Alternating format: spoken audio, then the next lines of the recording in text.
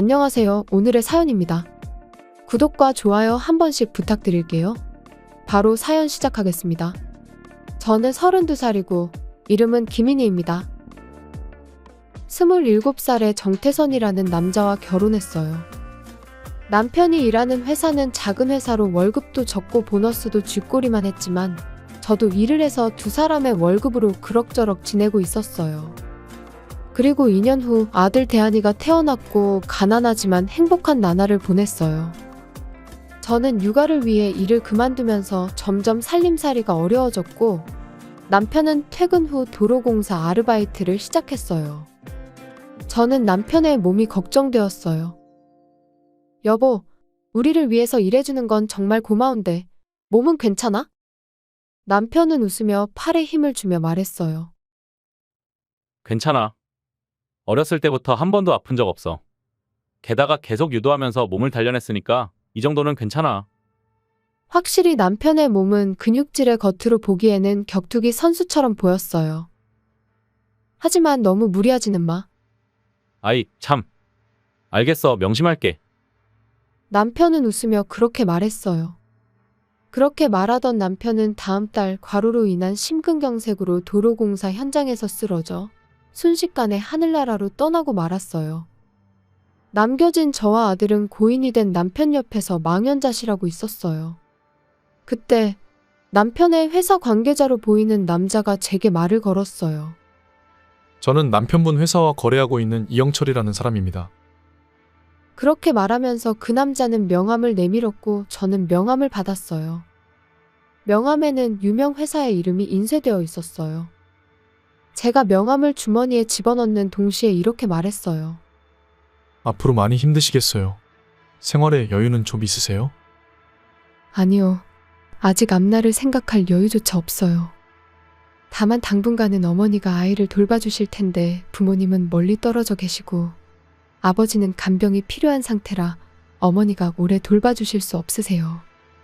그거 참 많이 힘드시겠네요.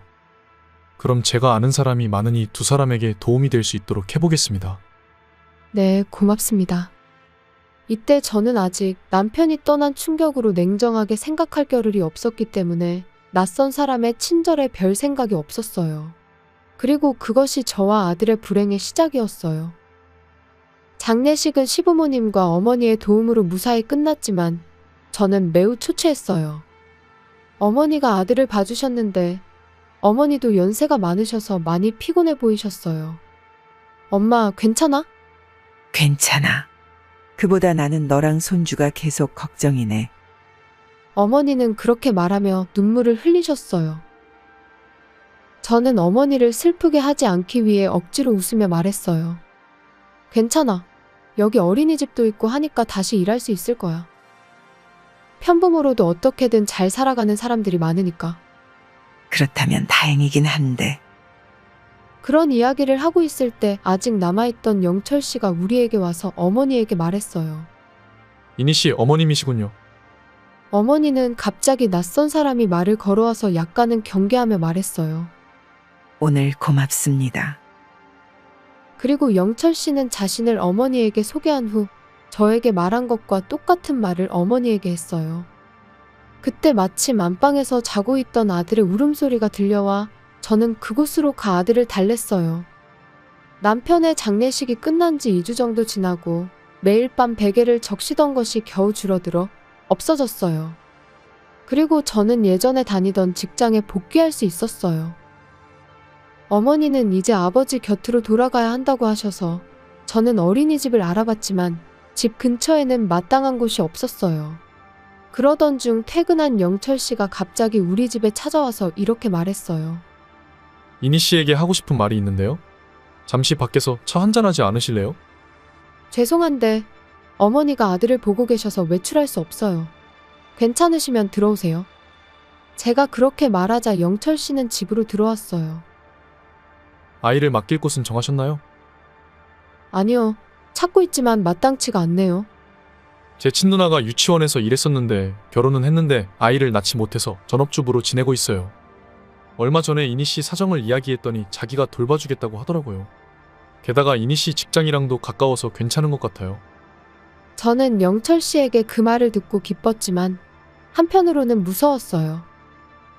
이렇게까지나 도와주려고 하는 이유가 뭘까? 그 말씀 정말 감사하긴 한데 혹시 신경 써주시는 이유라도 있으신가요? 제 말을 들은 영철 씨는 조금 곤란한 표정으로 말했어요. 특별한 이유는 없어요. 다만 이니 씨가 힘들어하는 모습을 보는 게 힘든 게 이유예요. 그렇군요. 그러면 엄마랑 한번 이야기 좀 해볼게요. 저는 어머니를 그 자리에 불러서 자초지종을 설명했어요. 엄마, 영철 씨 누나가 대한이를 돌봐주시겠다네. 그러면 너무 민폐아니야.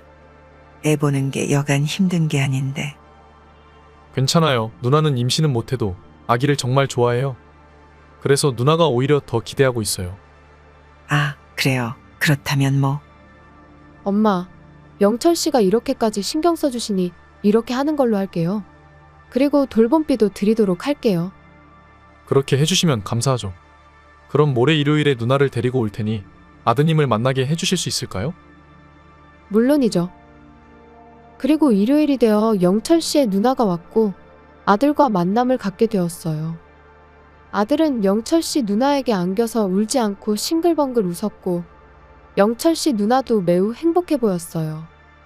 그렇게 저는 제가 일하는 시간 동안에만 아들을 맡기기로 했어요. 며칠 뒤 어머니가 집으로 돌아가는 시점부터 맡겼고 출근할 때 맡겼다가 퇴근하면서 데려오는 게 일상이었어요. 그렇게 3개월 정도 지났을 때 어느 날 영철 씨가 제 직장에 찾아왔어요. 이니 씨, 잠깐 얘기 좀 할 수 있을까요? 저는 잠시 자리를 비우고 내빈실로 들어갔어요. 이니 씨에게 부탁할 게 있어요. 네, 무슨 부탁이요? 사실 영철 씨는 말끝을 흐렸어요. 저는 웃으며 물었어요. 왜 그래요? 어떤 부탁인데요? 오늘 이니 씨 집에 모셔다 드려도 될까요? 집에요? 왜요? 말씀드릴 것도 있고 마치고 제가 집까지 바래다 드릴게요. 네, 뭐 그래요 그럼. 그날 저는 퇴근 후 영철 씨의 차를 타고 아들을 픽업해 집으로 돌아왔어요. 집에 도착하자마자 이니 씨, 저와 결혼해 주세요. 저는 너무 놀라서 목소리가 나오지 않았어요. 물론 지금 당장 결혼할 수 없는 건 잘 알고 있습니다. 그러니 혼인신고는 나중에 해도 괜찮아요. 지금 남편 죽은 지 아직 3달밖에 지나지 않아서 아직 재혼은 생각조차 해보지 않았어요. 말씀은 고맙지만 저는 아직 재혼할 마음의 준비가 안 됐어요. 이니 씨 마음은 이해해요. 다만 저는 이니 씨와 함께 대한이를 훌륭하게 키우고 싶어요. 아들 얘기가 나오자 제 마음이 흔들렸어요. 앞으로 아들이 커가면서 여러 가지 힘든 일이 많이 있을 텐데 그럴 때 남편이 있다면 분명 좋을 거예요. 하지만 그래도 죽은 남편을 배신하는 것 같은 기분이 계속 들어서 힘들었어요. 지금은 대답하기 너무 힘드네요. 저에게 시간 좀 주시겠어요? 그렇게 하세요. 좋은 쪽으로 잘 생각해 주시면 고맙겠어요. 그리고 괜찮으시다면 가끔 대한이 픽업을 가고 싶은데 부탁드려도 될까요? 그거야 제가 오히려 고맙죠. 그러면 일이 일찍 끝날 때 연락드릴게요. 네, 어쨌든 고맙습니다. 이렇게 해서 영철 씨가 아들을 픽업하는 일이 많아졌어요. 영철 씨의 청혼을 받은 지 3달쯤 지난 어느 날 밤, 저는 꿈을 꾸었어요. 그 꿈은 남편과 아들이 함께 동네 공원에서 놀고 있었는데 해질녘이 되자 남편이 어디론가 가려고 하는 꿈이었어요. 그때 저는 남편에게 가지 말라고 소리쳤는데 남편이 웃으며 대한이는 영철 씨랑 함께 키워주면 좋겠어 라고 했어요. 아침에 눈을 떠보니 제 눈에는 눈물이 가득 고여 있었어요. 그 꿈을 꾼 다음 주 일요일에 저는 영철 씨를 집으로 초대해 청혼을 받겠다고 했어요. 영철 씨는 진심으로 기뻐했어요. 그리고 의논 끝에 결혼식은 하지 않기로 했어요. 또 한 가지 알게 된 게 있는데 영철 씨는 돌싱이었어요. 전처가 바람나서 도망갔다고 하더라고요. 함께 살 집은 영철 씨가 사는 곳으로 하기로 했어요. 아주 큰 한옥집에 있는 별채에서 살게 된 거죠. 영철 씨의 아버지는 이미 돌아가셨고 지금까지 어머니와 둘이서 살고 있었다네요. 저는 시어머니에게 인사를 드렸어요. 김인희입니다. 앞으로 잘 부탁드리겠습니다. 하지만 시어머니는 저를 힐끗 쳐다보기만 하고 아무 말도 없으셨어요. 저는 그 순간에 불길한 예감이 들었는데 그 예감이 현실이 되는 데는 몇 달 안 걸렸어요. 시어머니가 본색을 드러낸 건 제가 시댁에서 산지 2달 정도 지났을 때였어요. 며느라, 자기 아들만 챙기지 말고 네 서방도 좀 챙겨라. 며느라, 남편이 좋아하는 거랑 싫어하는 거 다 알고 있지 않아? 너는 어떻게 항상 네가 좋아하는 것만 만드니? 며느라, 나한테 너무 무관심한 거 아니야? 며느라, 셔츠 옷깃에 때가 덜 빠졌잖아. 다시 세탁하도록 해.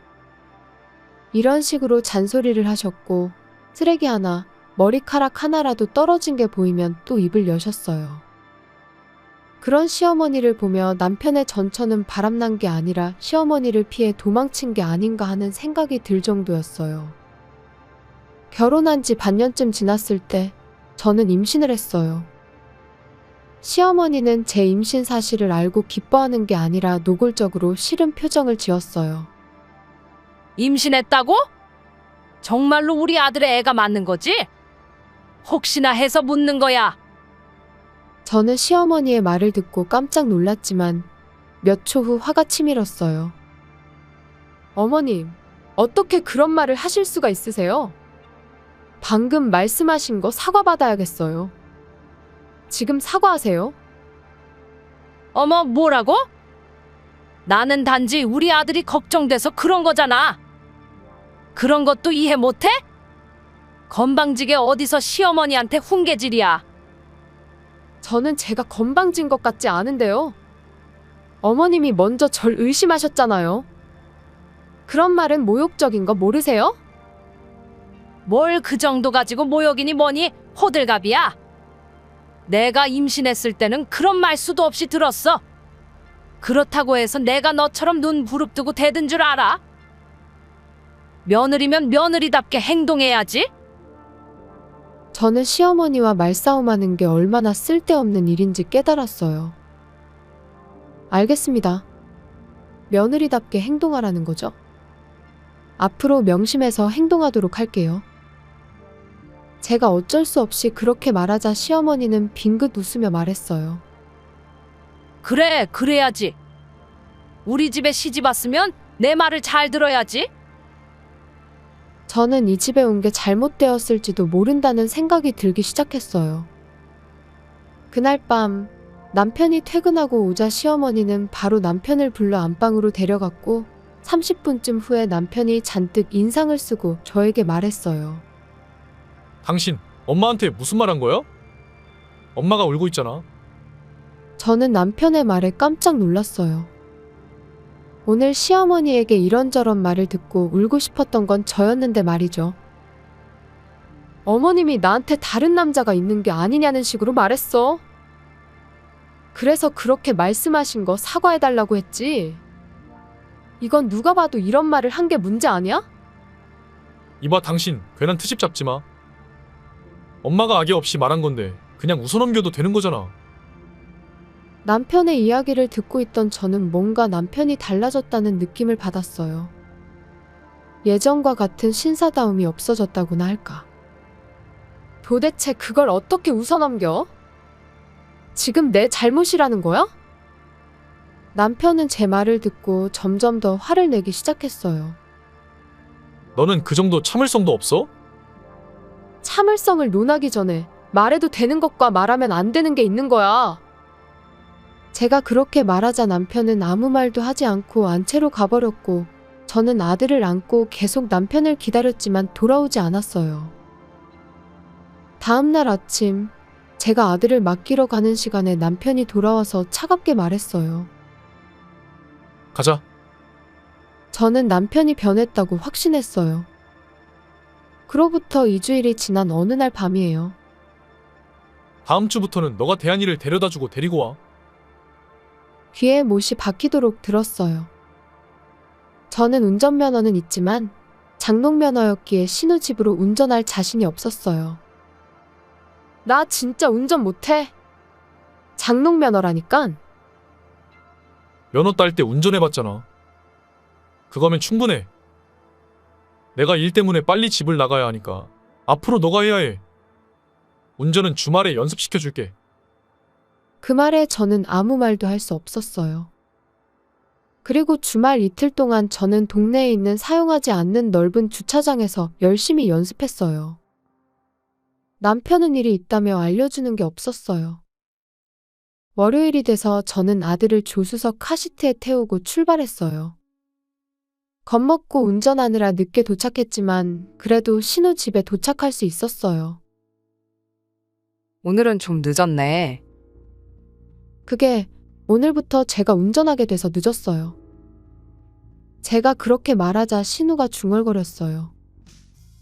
이영철 이놈이 또. 무슨 뜻인지 몰라 물었지만 신우는 아무것도 아니라고 했어요. 그날 밤 남편은 집에 돌아오자마자 제게 말했어요. 이제부터 엄마한테 이상한 소리 하지 마. 만약 엄마가 오는 일이 생기면 그땐 가만 안 둘 거야. 라고 말하고는 안채로 갔어요.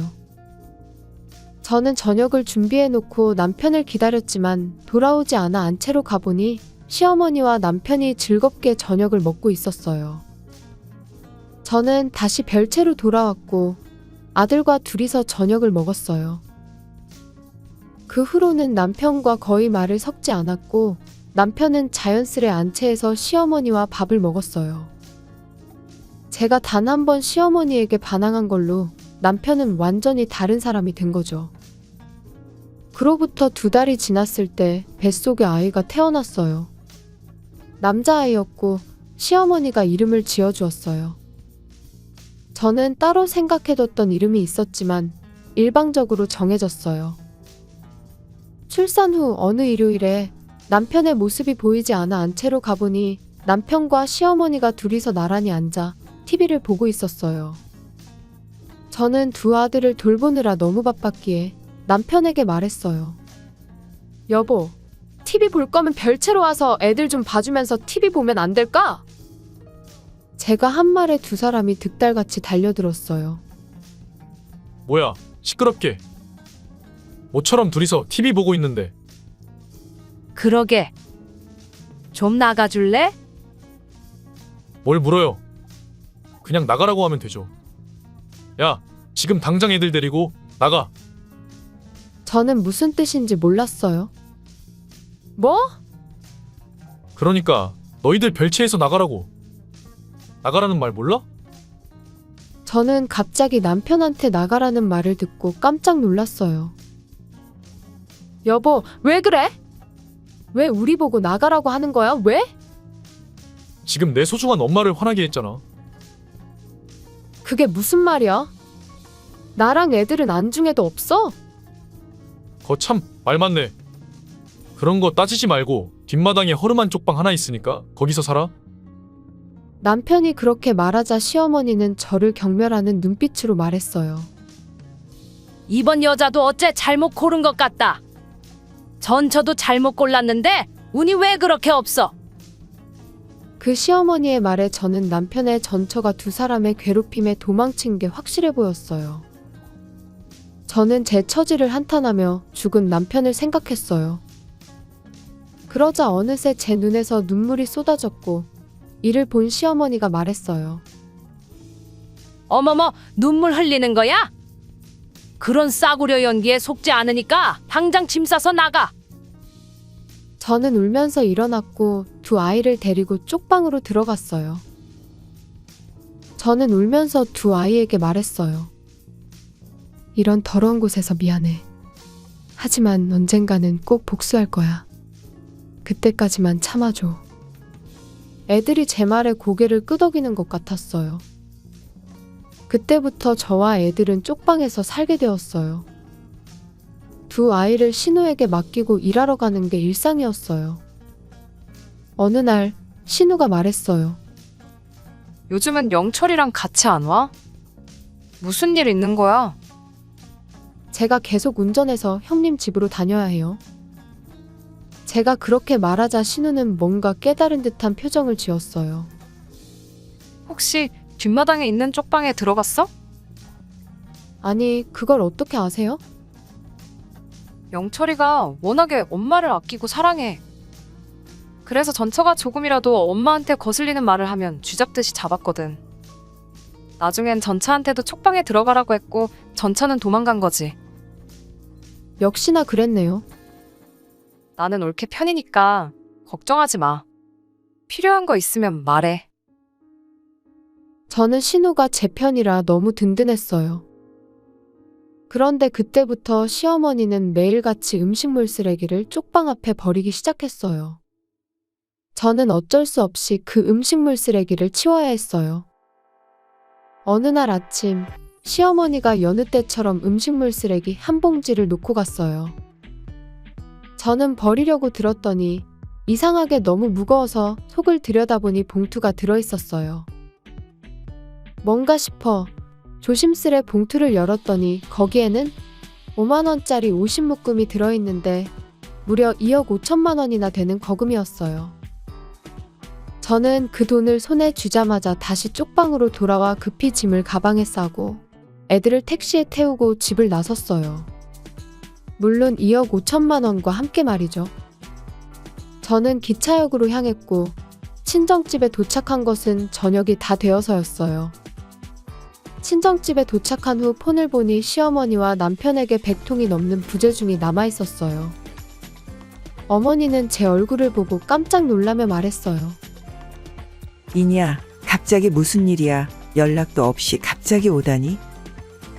아직 애들도 어린데 어쩐 일이야? 엄마, 잠깐만요. 저 따뜻한 물 한 잔만 주세요.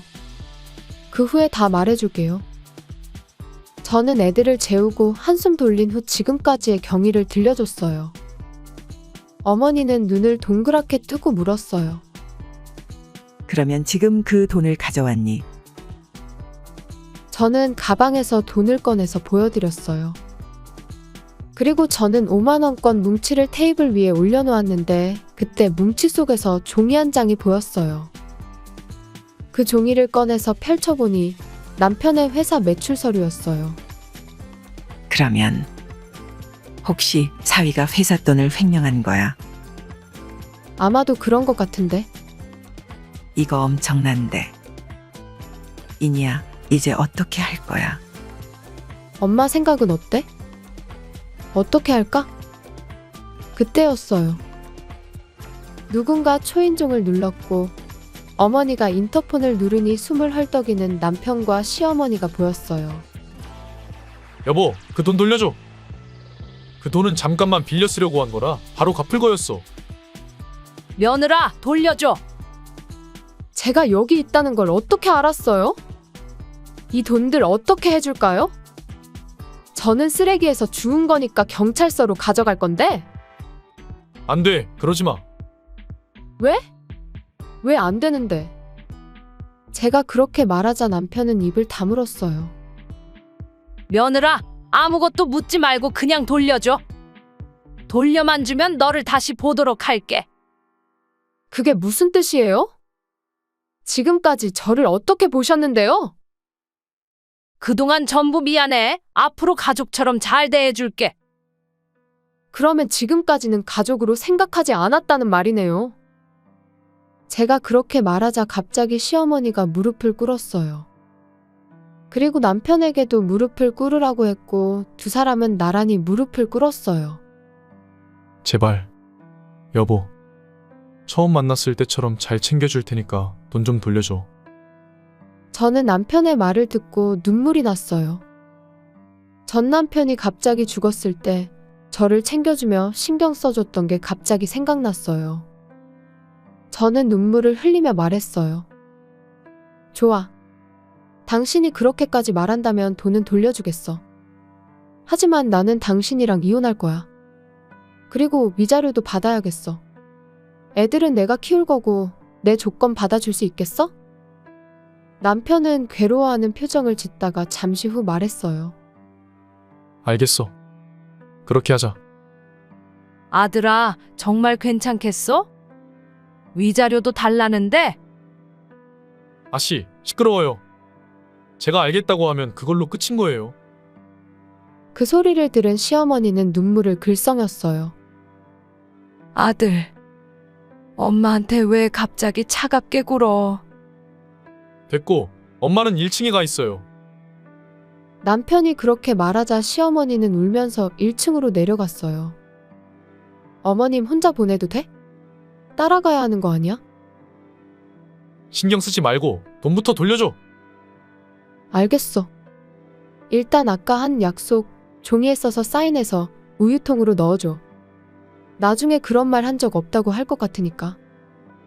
참나. 속고만 살았나? 저는 남편에게 종이와 펜을 건넸고 약속한 내용을 서류로 남겼어요. 그리고 저는 봉투에서 5천만 원을 꺼낸 후 나머지를 담아 남편에게 건넸어요. 이 5천만 원은 위자료 일부러 미리 받는 거야. 만약 이게 불만이면 경찰에 신고라도 하던지. 가지가지 하네 진짜. 알겠어. 대신에 이 돈에 대해서는 죽을 때까지 비밀이야. 그렇게 할게. 당신도 위자료 가지고 왈가왈부하면 바로 경찰서로 갈 거야. 제가 그렇게 말하자 남편은 고개를 끄덕이며 아무 말도 하지 않고 사라졌어요. 저는 다정했던 죽은 전 남편이 생각나 눈물이 났어요. 그로부터 2달 정도 지난 어느 날 친정집에 낯선 남자가 저를 찾아왔어요. 그 남자는 남편의 회사 사람이라고 소개했어요. 그리고 횡령한 돈 일부를 저한테 줬다는 얘기를 듣고 왔다고 했어요. 돈을 받은 건 맞는데 그건 위자료 일부로 받은 거예요. 저는 남편이 쓴 서류를 그 남자한테 보여줬어요. 하지만 회사가 곤란하다면 이 돈은 돌려드릴게요. 위자료는 다시 받아내면 되니까요. 제가 5천만 원을 가져다 주자 그 남자는 안도의 표정으로 받았어요. 그런데 남편은 어떻게 되었어요? 그러자 그 남자는 회사가 남편을 고소했고 지금은 구치소에 들어가 재판을 기다리고 있다고 했어요. 그 말을 들은 저는 속이 후련해졌어요. 그리고 그 남자는 저에게 정중하게 고맙다는 인사를 하고 돌아갔어요. 그리고 얼마 뒤 시어머니한테 전화가 왔어요. 아들은 경찰서에 있고 지금 수중에 돈이 한 푼도 없네. 저번에 가져간 돈 좀 빌릴 수 있을까? 나중에 갚을게. 얼마 전에 회사 사람이 와서 다 돌려줬어요. 설령 제가 갖고 있다 해도 안 빌려드릴 건데요. 제가 그렇게 말하자 시어머니가 욕설 같은 걸 했지만 저는 무시하고 전화를 끊었어요. 그리고 어머니한테 말했어요. 엄마, 전화번호도 바꾸고 이혼 절차도 밟게 변호사랑 상담 좀 해야겠어? 저를 보고 싱글벙글 웃고 있는 두 아들을 보며 힘내서 남은 복수를 하려고 합니다. 시청해주셔서 감사합니다. 그럼 다음 영상에서 다시 뵙겠습니다. 안녕하세요. 오늘의 사연입니다. 구독과 좋아요 한 번씩 부탁드릴게요. 바로 사연 시작하겠습니다. 저는 하조원이고 올해 30살입니다. 지금은 회사원으로 평온한 나날을 보내고 있지만 저에게는 특별한 과거가 있어요. 바로 25살 때 결혼한 남편 류승현을 만난 거죠. 남편과는 친구의 소개로 만났어요. 영업사원인 그는 조용하고 내성적인 저와는 정반대로 호탕한 성격을 가지고 있었어요. 저에게는 없는 것을 가진 그에게 매력을 느껴 교제를 시작했어요. 교제 2년째 되는 해에 프로포즈를 받고 결혼을 약속했어요. 혼인신고 후 저희 부모님이 결혼 선물로 주신 아파트에서 결혼 생활을 시작했어요. 거기까지는 좋았는데 결혼 후 남편의 태도가 변했어요.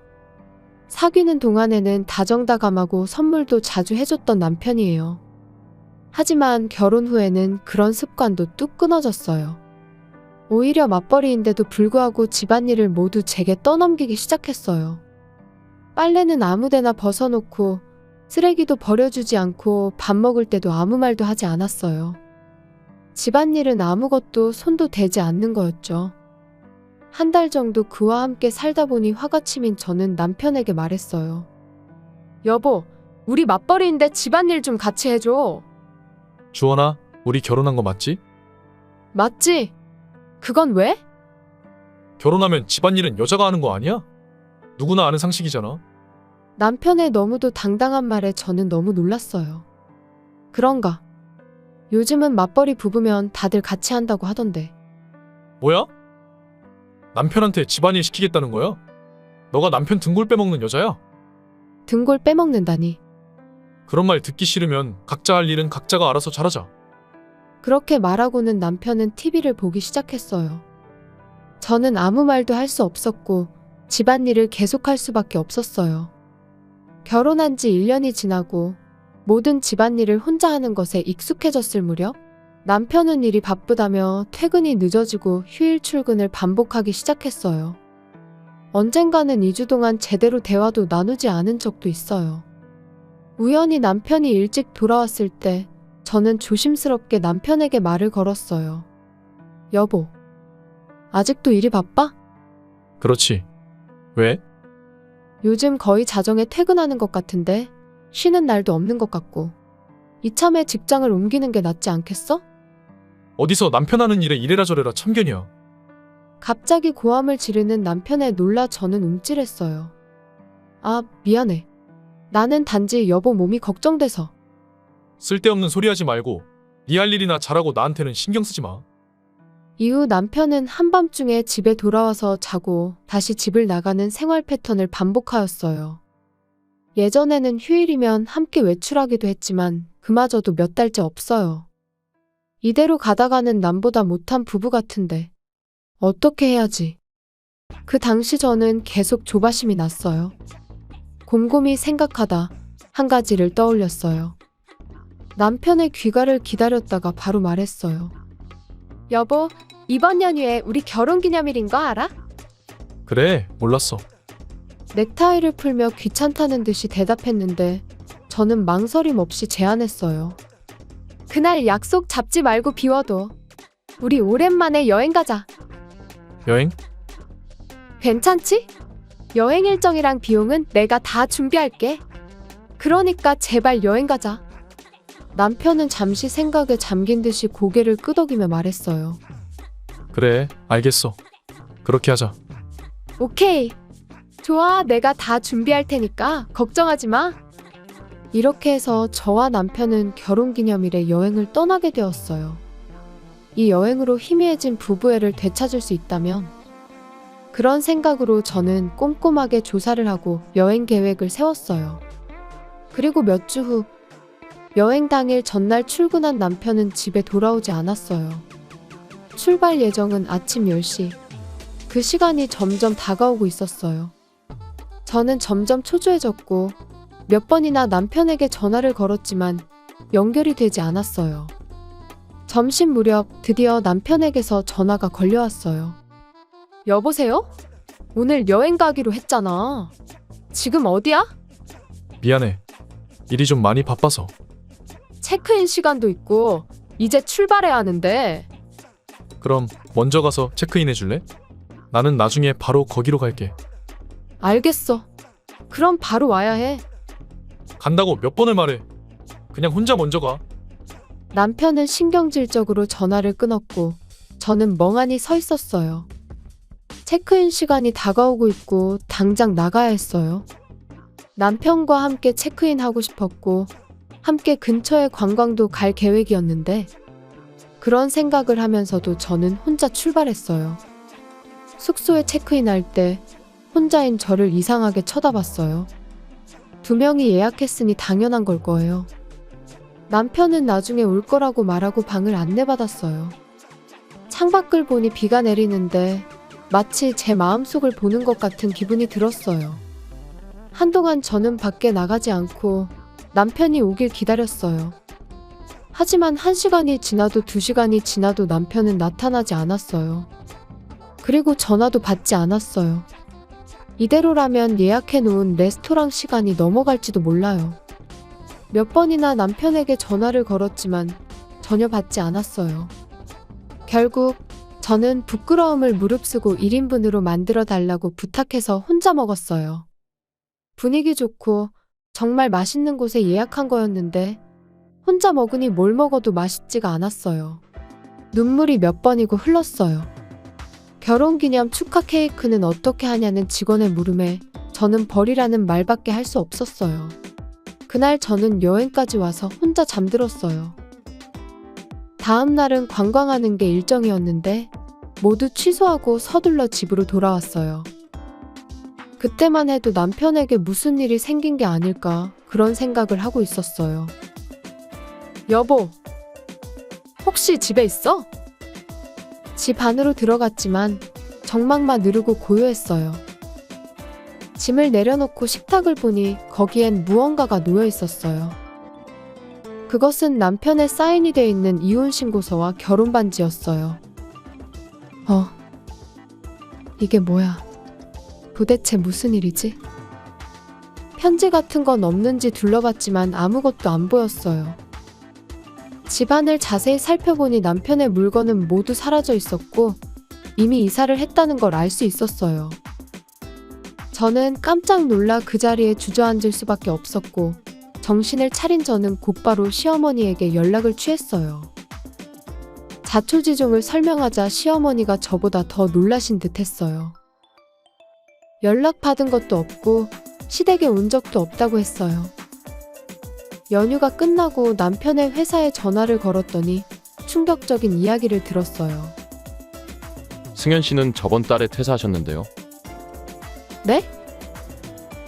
저희도 업무 때문에 물어볼 게 있어서 전화를 했었는데 어제부터 연락이 안 되네요. 혹시 아내분께서 나중에 연락되시면 회사에서 전화 좀 달랬다고 이야기 좀 해주시겠어요? 저는 정신이 나간 채로 남편의 직장 동료와 통화를 끝냈어요. 다음으로 다시 남편에게 전화를 걸었어요. 그러자 전화기 너머로 흘러나온 것은 현재 거신 번호는 없는 번호입니다. 라는 안내방송만 나올 뿐이었어요. 그렇게 남편은 어느 날 후련히 자취를 감추었어요. 여러 과정을 거쳐 저는 서명된 이혼신고서를 제출하였고 그와 결혼 생활을 강제로 끝낸 지 어느덧 3년 정도가 지났어요. 저는 재혼을 했고 지금은 행복한 삶을 살고 있어요. 물론 처음엔 정신이 없었지만 지금은 전 남편 생각은 거의 나지 않아요. 시간이 다 해결해준다는 말이 맞는 것 같아요. 여느 때처럼 퇴근해서 집에 거의 다 와서 한 가지를 발견했어요. 집에 불이 켜져 있는 거예요. 어라? 오늘 아침에 불을 안 끄고 나왔었나?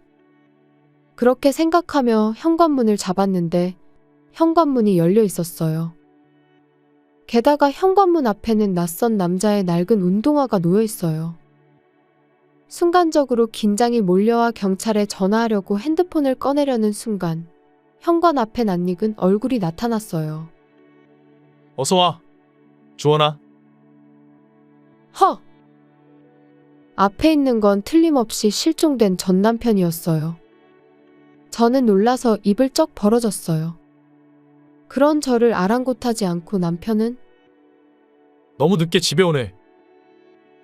남편을 너무 오래 기다리게 하잖아. 나 배고파. 밥은 아직 안 먹었지? 제 머릿속에는 3년 전의 기억이 되살아나고 있었어요.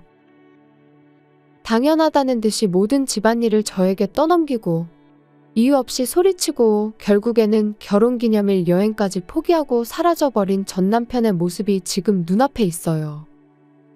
마음속 깊이 미워했던 남자가 지금 눈앞에 있어. 제 입에서 나온 것은 저도 놀랄 정도로 가냘픈 목소리였어요. 누구신데요? 누구? 전 남편은 어안이 벙벙한 표정으로 저를 쳐다봤어요. 그런 그를 저는 뾰로통하게 노려봤어요. 지금 당장 나가.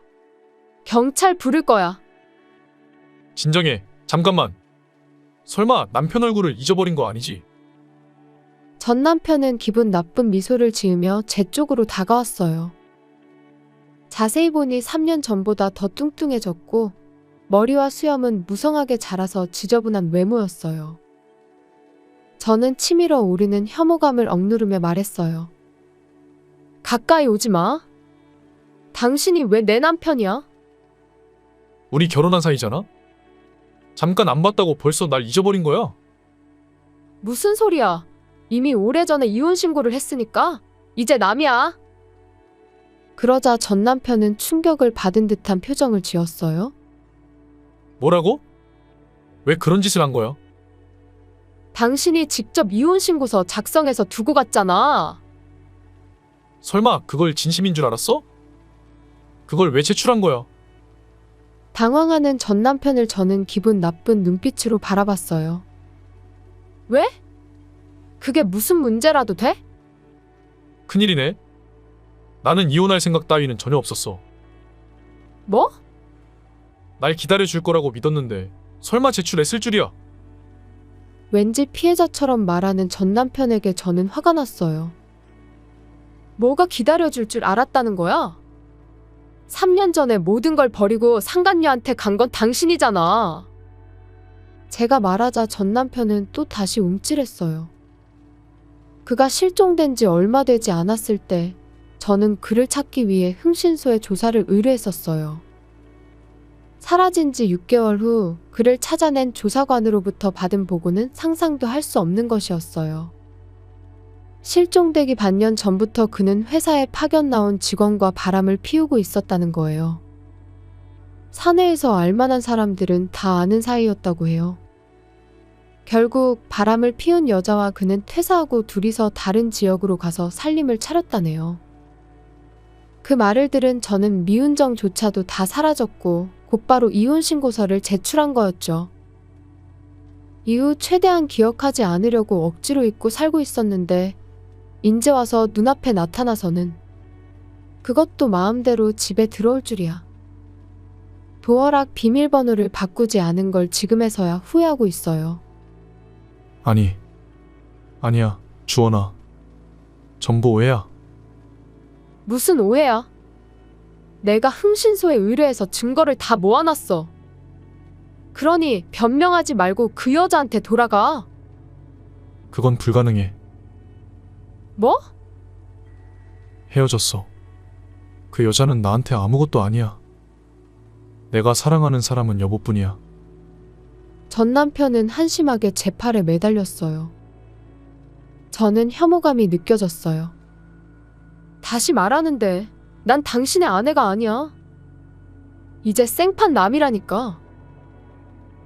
내가 처음부터 지금까지 사랑한 건 여보밖에 없어. 그러니까 다시 결혼 생활 시작하자. 지금 당장 혼인신고부터 하러 가자. 얼른 따라와. 전 남편이 제 팔을 잡아당겼어요. 이번에는 진짜 경찰을 부르려고 핸드폰을 꺼내는 순간 갑자기 현관문이 열렸어요. 누구세요? 그 손 당장 안 놔요. 전 남편이 당황한 듯 손을 놨어요. 저는 곧바로 목소리가 들리는 쪽으로 달려갔어요. 너 누구야? 나는 주원이 남편이야. 저는 돌아온 남편의 옆에 바짝 붙었어요. 남편은 그런 저를 다정하게 감싸줬어요. 류승현 씨 맞죠? 전 남편분. 그렇긴 한데. 전 남편이라뇨? 상황을 이해하지 못하는 전 남편에게 저는 말했어요. 나는 이미 재혼했어. 그래서 당신은 이제 남이라는 거야. 제가 재혼한 지금의 남편은 저와 회사 동기예요. 입사 당시부터 저를 좋아했다는데 유부녀라 마음을 접고 있다가 이혼한 걸 알고 나서 저에게 고백을 해왔어요. 처음에는 남자를 믿지 못해 마음을 받아들이지 못했지만 진심이 통했던 건지 어느 날부터는 마음을 점차 열게 되었어요. 그리고 저는 용기를 내서 다시 연애하기 시작했던 거죠. 당신이 다른 남자와 결혼을 하다니. 이제 알았으면 얼른 나가줄래? 현관 밖으로 도망쳐 사라지려는 전 남편을 불러세웠어요. 잠깐만 기다려. 당신한테 위자료 청구할 거야. 아직 공소시효가 안 지났으니 자기가 한 일의 책임은 져야지. 안 돼. 지금 일 안 하고 있어서 돈이 없어. 그건 당신 사정이니 내 알 바 아니고. 돈 안 주면 후회하게 될 테니 명심해. 주원이 화나면 무서운 거 잘 알죠? 더 화나게 하지 마시고 시키는 대로 하세요. 전 남편은 말도 제대로 듣지 않고 도망치듯 사라졌어요. 조용해진 집에서 저는 남편에게 사과했어요. 갑자기 미안해. 이제 와서 갑자기 찾아올 줄은 몰랐어. 괜찮아. 당신이야말로 놀랐지? 혹시 해코지라도 할 것 같으면 말해. 내가 혼꾸녕 내줄게. 남편이 저를 꽉 안아줬고 흥분했던 마음이 천천히 진정됐어요. 그 후 전 남편에게 위자료를 받았어요. 전 시어머니한테서 전화가 왔는데 아마도 전 시댁에서 돈을 빌려준 것 같아요. 어쨌든 그간 마음고생한 걸 보상받은 것 같아 기분은 좋아요. 그리고 이번 일을 계기로 다른 곳으로 이사도 했어요. 여기에 계속 살면 불안함이 사라지지 않을 것 같았거든요. 얼마 전에는 뱃속에 아기도 생겼다는 걸 알게 됐어요. 제 임신을 진심으로 기뻐하는 지금의 남편과 함께 행복한 가족을 만들고 싶네요. 시청해주셔서 감사합니다. 그럼 다음 영상에서 다시 뵙겠습니다. 안녕하세요. 오늘의 사연입니다. 구독과 좋아요 한 번씩 부탁드릴게요. 바로 사연 시작하겠습니다. 제 이름은 강미소이고 33살입니다. 2년 전 직장을 결혼과 동시에 퇴사하고 지금은 파트타임 알바하고 있어요. 남편은 저보다 2살 위인 35살입니다. 좀 고지식한 사람으로 남편은 일하고 아내는 집안일을 한다. 그런 가정을 원했던 것 같아요. 신혼집 입주를 앞둔 어느 날 남편이 갑자기 이런 말을 꺼냈어요. 그러고 보니 퇴사는 언제 할 거야? 갑자기 퇴사라니? 나는 회사 계속 다닐 거야. 그게 무슨 소리야? 여자는 집안일을 하는 게 당연한 거 아니야? 회사를 그만두고 가정에 충실해야지. 그건 애가 생긴 다음에나 하는 이야기잖아. 아니야. 결혼하면 여자는 집안일이 1순위지. 이 정도는 너무 당연한 거 아니야? 그래, 알겠어. 저는 원래 직장을 그만둘 생각은 없었어요. 하지만 앞으로 부부가 될 사람인데 더 이상 그의 기분을 상하게 하고 싶지 않았어요. 다음 날 상사에게 사정을 이야기하고 다음 달 말일자로 퇴사하기로 했어요. 애초에 이 결정이 잘못되었다는 것을 그때는 미처 깨닫지 못했어요. 입주부터 퇴사까지 남편과의 관계는 최악이었어요. 인수인계 업무가 있어 야근으로 퇴근이 늦어지는 날도 종종 있었어요. 남편보다 퇴근 시간이 늦어지면 남편은 필요 이상으로 저에게 소리를 질렀어요. 야, 지금이 몇 시인데 이제 들어와. 아, 미안해. 다음 달까지 인수인계해줘야 할 게 많아서. 그렇다고 해도 여자가 남편보다 늦게 귀가하면 되겠어? 그치만 변명 좀 하지 마. 아, 짜증나네. 됐고, 밥은 밖에서 먹고 올 테니 그렇게 알아. 잠깐만. 제 목소리를 무시하고 남편은 집을 나갔어요. 이런 날들이 며칠 동안 계속되었어요. 그 후 저는 남편의 바람대로 회사를 그만두었지만 예상대로 금전적인 문제가 생겼어요. 남편은 저에게 월급을 속인 것 같았고 생활비는 턱없이 모자랐어요. 당연히 저에게 주는 용돈은 한 푼도 없었어요. 요즘 같은 시대의 생활비나 공과금은 천정부지로 오르는데 아무리 아껴도 계속 쪼들렸어요. 급기야 남편은 부족한 생활비는 네가 저축한 돈으로 어떻게든 해결해. 당신 진짜 너무한 거 아니야? 이대로는 못 살아. 지금이야 그렇다 치더라도 저축한 거 다 쓰고 나면 어떻게 할 거야? 그건 네가 알아서 잘해야지. 내가 주는 돈으로 가정을 잘 꾸리는 게 여자의 역할 아니야? 그럼 당신 용돈 없애도 되지? 괜찮지? 술자리도 한 달에 한 번만 하면 충분하잖아. 뭐라고? 그건 상도덕이 아니지. 그럼 나도 일하게 해줘. 알바라도 좋으니까. 진짜 이렇게 살면 우리 큰일 나. 알겠어. 그 대신 집안일은 소홀히 하면 안 돼. 지금 생각해보면 남편이 왜 그렇게까지 당당했는지 이해가 안 돼요. 남편이 월급을 속인 탓에 이런 일이 벌어졌는데 시간이 흘러 제가 아르바이트를 시작한 지 1년이 지났어요. 아르바이트 수입 덕분에 생활은 비교적 안정됐어요. 남편은 여전히 가부장적인 태도로 저를 갑갑하게 만들어요. 저는 한 푼 두 푼 아끼고 있는데 정작 본인은 술자리를 즐겨요. 그래도 저는 이혼은 생각하지 않았어요. 쉬는 날이면 바람 쐬러 가기도 하고 생일에는 선물도 잘 챙겨줬어요. 겨우 그거 가지고? 라고 생각하는 사람도 있겠죠. 하지만 그런 행동들이 있기에 저는 사랑을 느꼈고 진심으로 미워할 수 없었어요. 아마 앞으로도 남편과의 결혼 생활을 선택할 거예요. 다소 불만이 있긴 하겠지만 어느 날 저녁을 준비하고 있는데 인터폰이 울렸어요. 손님이 방문할 시간도 아니고 남편이라면 인터폰을 울리지 않았을 거예요.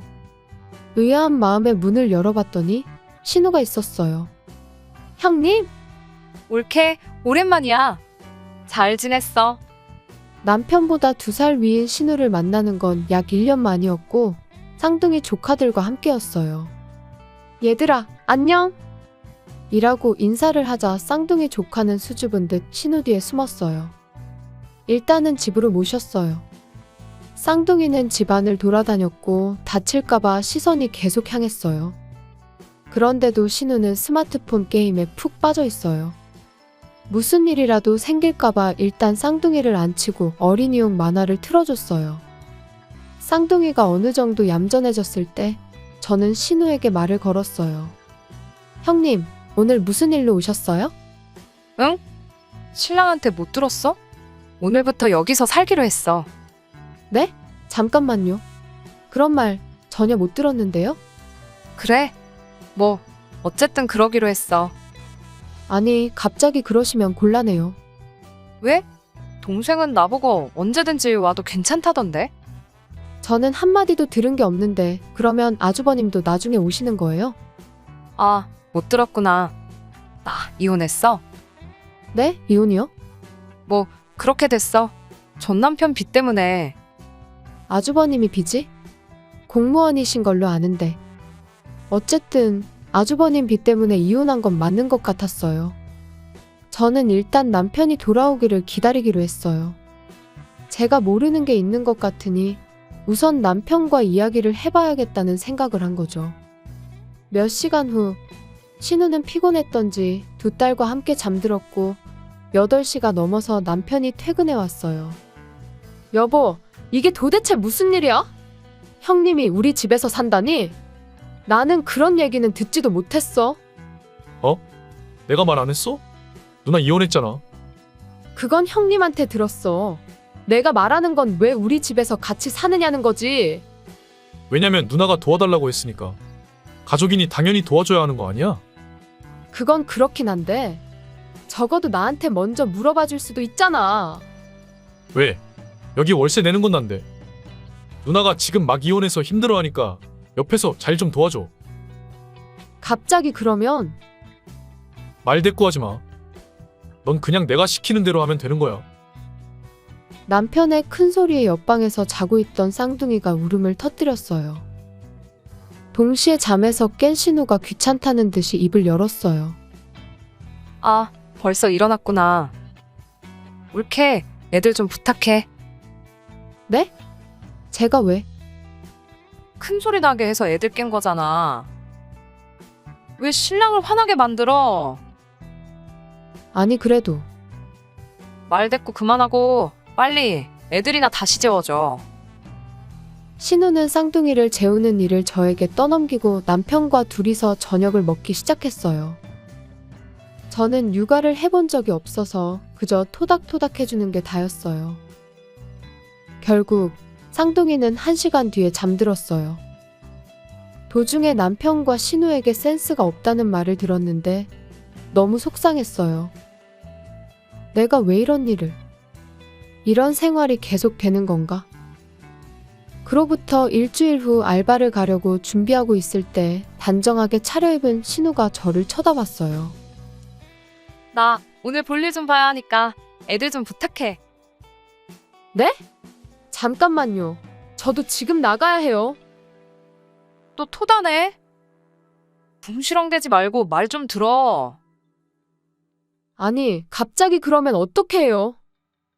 암튼 갔다 올게. 신우는 저에게 쌍둥이를 맡기고 나갔어요. 엄마가 보이지 않자 조카들은 울음을 터뜨렸어요. 어떡하지? 알바 가야 하는데. 어쩔 수 없이 오늘은 못 간다고 전화를 했어요. 그리고 만화를 틀어주고 노래도 들려줬지만 2시간 가까이 울다 지쳐 조카들은 잠들었어요. 고요해진 집에서 저는 눈물이 쏟아졌어요. 조카들 돌보는 게 힘들어서가 아니에요. 이 집 어디에도 제 존재는 없다는 걸 깨달았기 때문이죠. 더 이상은 못 견디겠어. 저는 혹시나 하는 생각으로 폰에 녹음 어플을 켜고 집에 돌아온 남편에게 오늘 있었던 일을 이야기했어요. 그런 일이 있었어. 그래서 형님을 집에서 내보냈으면 좋겠어. 아니, 무슨 그런 소리를 해. 너가 뭐라 할 수 있는 처지야? 내가 벌어준 걸로 편하게 살고 있었던 거 아냐? 그거랑 이거랑은 다르잖아. 어쨌든 세 사람 돌보는 게 싫다는 거지? 싫으면 이혼하던가. 당신 진심이야? 끝까지 내 말은 무시하겠다는 거지? 그래, 이혼해. 지금 뭐라 그랬어? 이혼하자고. 이렇게 살 바엔 혼자 살겠어. 잠깐, 농담이야. 설마 진짜로 이혼한다는 거 아니지? 남편은 능청스럽게 제 기분을 풀어주려고 애썼어요. 변덕스러운 남편에게 짜증이 나 저는 애들을 남편에게 맡기고 방에 들어갔어요. 남편의 말을 들었는지 잠시 뒤 귀가한 신우가 제 방을 몇 번이고 3개 두드렸어요. 옳게. 그렇게 잘났어? 사람이 인정머리가 없어. 저는 아무런 반응도 하지 않았어요. 다음 날 새벽 5시에 집을 나와 시댁으로 향했어요. 너무 일찍 도착하면 실례가 될 것 같아 김밥 한 줄 사 먹고 천천히 시간을 보냈어요. 그리고 기차를 타고 아침 8시가 넘어서야 시댁에 도착했어요. 인터폰을 누르자 시아버지가 나오셨어요. 며느라, 아침부터 무슨 일이야? 죄송합니다. 이렇게 이른 아침에. 무슨 일 있구나. 어서 들어와. 사실 형님이 얼마 전부터 저희 집에서 살고 있어요. 그리고 이건 스마트폰으로 녹음한 남편과의 대화를 그 자리에서 재생했어요. 잠깐만, 딸이 지금 너희 집에 있어? 네, 맞아요. 얼마 전에 갑자기 찾아와서. 애들은 내버려두고 계속 밖에 나가서 제가 힘들어요. 아주버님 빚 때문에 이혼했다고 들었는데 아무리 힘들어도. 빚? 그것 때문이라고 말했어? 네, 남편도 그렇다는 것 같더라고요. 이놈들을 그냥 아주 작정했네. 이것들이. 네? 며느라, 미안한데 너가 들은 거 전부 거짓말이야. 거짓말이요? 무슨 말씀이신가요? 이혼한 거 사위 빚이 아니라 딸의 빚 때문이야. 아직 애들이 어려서 내가 빚 대신 갚아주고 매달 생활비도 150만 원씩 주고 있었어. 네? 그러면 거짓말하고 저희 집에 온 거네요? 그렇지? 아마 둘이서 짜고 속인 것 같네. 이것들이 진짜 보자 하니까 일을 계속 만들고 있어. 며느라, 나랑 같이 가서 당장 이혼 신고서에 사인 받자. 시아버지의 말대로 저는 시아버지의 차에 올라타 그대로 집으로 향했어요. 이날이 토요일이어서 남편은 아직 자고 있을 때였어요. 현관문을 열자 거기에는 역시나 잠든 남편과 신우 그리고 돌아다니는 쌍둥이의 모습이 보였어요. 너희들! 당장 일어나지 못해! 아니, 아빠가 여긴 웬일이야? 설마 당신이 모셔온 거야? 너희 계속 사고 칠 거야. 가족끼리 등쳐먹고 이럴래. 잠깐만요. 아빠. 제 얘기 좀 들어보세요. 맞아요. 올케가 무슨 말을 했는지는 모르겠지만 아무 문제 없어요. 이것들이 계속 거짓말이네. 왜 이혼한 이유를 거짓말하고 며느리한테 애들 육아를 시키는 거야? 그리고 뭘 잘했다고 싸돌아다녀? 지금 다 알고 왔는데 나도 속일 거야. 아니야, 아빠. 이건 집사람도 동의한 거야. 동해 같은 소리 안 해. 며느리는 너랑 이혼하고 싶다잖아. 저는 녹음했던 걸 다시 재생했어요. 녹음한 걸 들은 두 사람의 얼굴이 빨개지더니 입을 닫았어요. 오늘부로 너희들은 알아서 살도록 해. 생활비 주던 것도 중지야. 그리고 나한테 빌려간 돈 아직 안 갚은 거 알지? 그것도 조만간 갚도록 해. 시아버지는 제 손에 있던 이혼 신고서를 가져가 남편에게 사인시켰어요. 남편은 눈물을 흘리며 마지못해 자신의 칸에 사인했어요. 신우는 눈물범벅으로 시아버지에게 애걸복걸하고 있었어요. 하지만 시아버지는 아무 반응이 없었고 답답했는지 저에게 울먹이며 말했어요. 올케는 내 맘 이해하지 않아. 이해요? 하나도 이해 못하는데요? 지금 형님 때문에 이 지경이 됐는데 저한테 미안하다는 말 한마디 없어요? 여보, 진정해. 시끄러워. 언제부터 날 신경 썼다고 참견이야. 이제부터 둘이서 잘 살아봐. 난 당신 같은 것들이랑은 절대로 같이 못 사니깐 알아서 둘이 잘 살아. 이 사기꾼들아. 저는 남편의 손에서 이혼 신고서를 빼앗고 캐리어에 짐 챙겨서 시아버지 차를 타고 친정으로 향했어요.